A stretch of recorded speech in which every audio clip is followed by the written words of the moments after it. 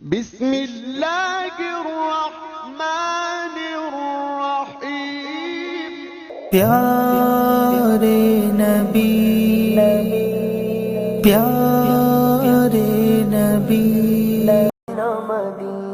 ہرا گنبد جو دیکھو گے زمانہ بھول جاؤ گے۔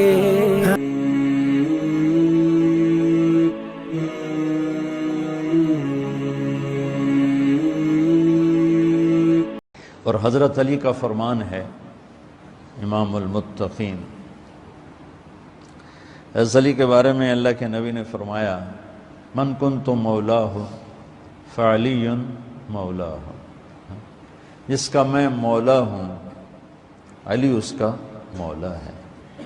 اور یہاں مولا سے مراد دوست نہیں ہے، یہ ہم دوست کا ترجمہ کرتے ہیں آقا، سردار، جس کا میں سردار ہوں علی اس کے سردار ہیں۔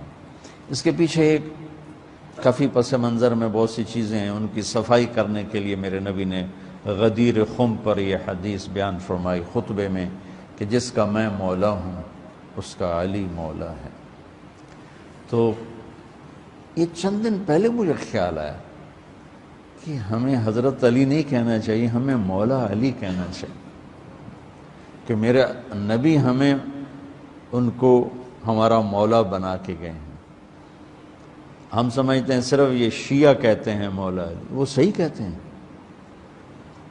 من کنت مولاہ فعلی مولاہ۔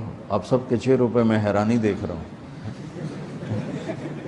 حالانکہ میں آپ کو صحیح حدیث پیش کر رہا ہوں، من کنت مولاہ فعلی مولاہ، جس کا میں مولا ہوں علی اس کا مولا ہے۔ تو میں اب حضرت علی نہیں کہتا، میں کہتا ہوں مولا علی، کہ ان کا حق ہے۔ جیسے ہر صحابی کی بعض خصوصیات ہیں جو دوسرے میں نہیں۔ آپ نے ابو بکر سب سے بڑی ہستی ہیں صحابہ میں، ان کو نہیں، آپ نے کہا کہ تو جنت میں میرے آگے آگے چلتا ہے۔ بلال کو کہا کیا بات ہے، جب جنت میں جاتا ہوں مجھ سے آگے آگے چلتا نظر آتا ہے، جزوی فضیلت۔ سارے لوگ پیدل چلیں گے، میں براق پہ چلوں گا، میرے نبی نے فرمایا، اور بلال میرے آگے سرخ اونٹنی پہ بیٹھ کے چلے گا، یہ جزوی فضیلت۔ جنت میں جانے لگوں گا تو جنت کی سواری کی لگام ایسے نیچے گرے گی۔ نیچے گرنے کا مطلب ہے کوئی ڈرائیور آئے گا، کوچوان آئے گا جو چلائے گا، تو بلال حبشی کو یہ رسی پکڑائی جائے گی۔ تو اس طرح یہ جزوی فضائل کسی کے کسی طرح، کسی کے کسی طرح ہیں۔ تو مجھے خیال ہے کہ ہم اہل البیت کے حق میں بڑی کوتاہی کرتے ہیں، بہت کوتاہی کرتے ہیں۔ ہم اللہ کے نبی کی اولاد کے تذکرے نہیں کرتے، اس سے ان سے محبت کی گرمی بھی نہیں پیدا ہوتی۔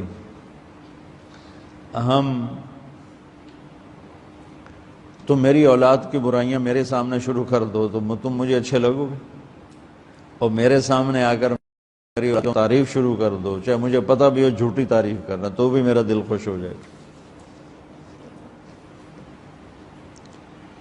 تو ہم نے نا اللہ کے نبی کے گھرانے کے بارے میں بہت کوتاہی کی ہے، بہت کوتاہی کی ہے۔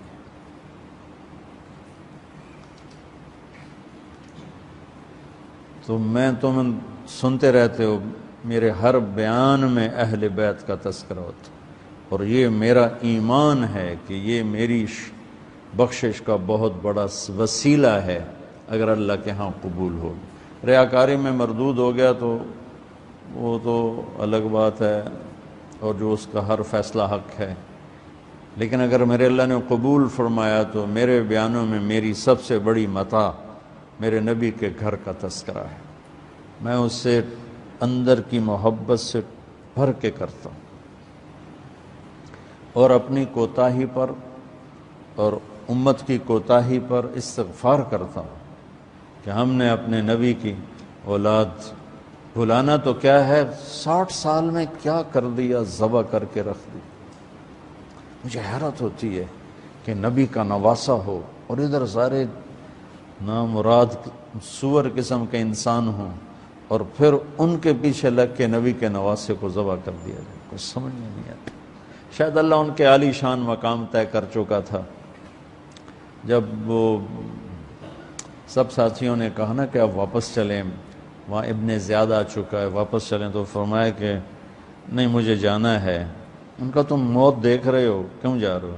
کہا مجھے میرے اللہ کے نبی خواب میں ملے ہیں، انہوں نے مجھے کچھ بات فرمائی ہے، لہذا مجھے جانا ہی جانا ہے۔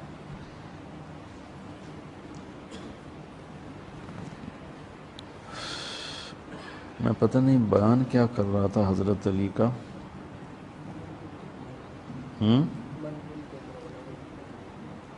میں اس پر کوئی بات کہنا چاہتا تھا۔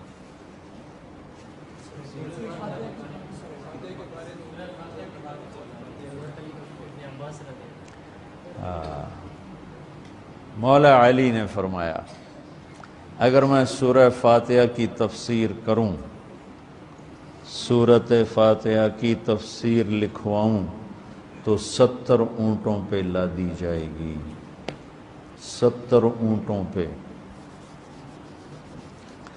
اور یہ خالی دعویٰ نہیں تھا، ایک حدیث اور سنو۔ ایک دفعہ عشاء کی نماز پڑھا کے تشریف فرما ہوئے اور فرمایا آؤ آج میں تمہیں سورہ فاتحہ کی تفسیر سناؤں۔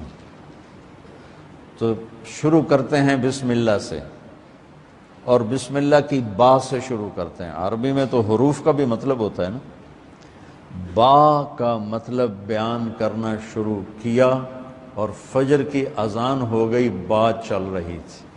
سبحان اللہ۔